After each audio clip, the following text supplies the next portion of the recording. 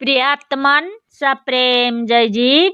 आदि मुनीश्वर जोगेश्वर परम पूज्य सत्य सम्राट सदगुरुदेव सिमनी जी का वचनामृत से एक बूंद। रूपांतर क्या है? कपड़ा सूत का रूपांतर है।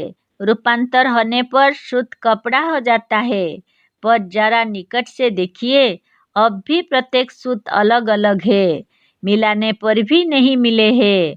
अब जरा सूक्ष्मदर्शक यंत्र लगाकर भी देखिए, मालूम होगा कि प्रत्येक सूत एक दूसरे से बहुत पृथक है। सूत का रूपांतर हो गया, सूत से कपड़ा बन गया, पर वास्तव में यदि विचार करके देखा जाए तो किसी सूत का रूपांतर नहीं हुआ है।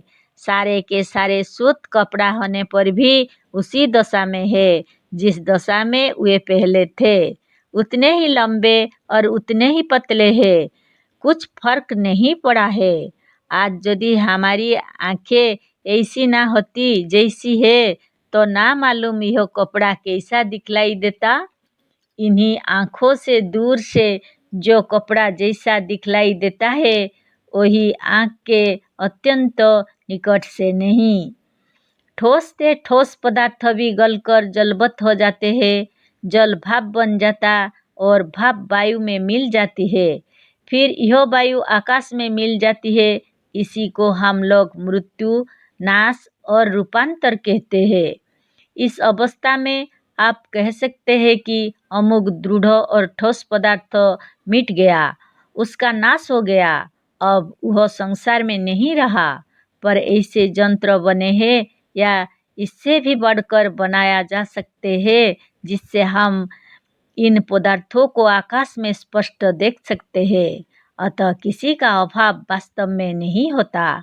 जल को एक बर्तन में रखकर आग पर चढ़ा दीजिए, सारा जल भाप बनकर उड़ जाएगा। आप मोटी दृष्टि से कहेंगे कि जल का नाश हो गया, मृत्यु हो गई, जल गया, पर जल का एक एक अणु भाप के रूप में अब भी मौजूद है। ठंडक पाकर वह फिर जल हो जाएगा। और खींचते वक्त यही क्रिया होती है। नीचे जल को जलाते हैं, जल भाप बनकर ऊपर उड़ता है, बर्तन के ऊपरी हिस्से में ठंडक पहुंचाई जाती है, फिर यही भाप जल बनकर एक नलिका के मार्ग से बोतल में गिरता जाता है।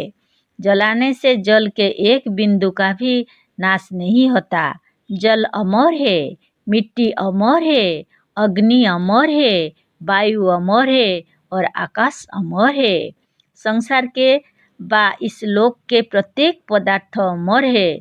सब अमर है तो मनुष्य की मृत्यु कैसे हो सकती है? सब अमर है तो शरीर कैसे मरेगा? जल जब जमकर पत्थर के समान हो जाता है तब भी वह जल है। गर्मी पाकर फिर वह जल हो जाएगा। अधिक गर्मी से ही भाप बन जाएगा, फिर भी वह जल है। समुद्र का जल भाप बनकर ऊपर बादल के रूप में उठता है और जल रूप में फिर नीचे गिरता या बरसता है। यह फिर बह बहकर उसी समुद्र में चला जाता है जहाँ से यह आया था। जय जीव।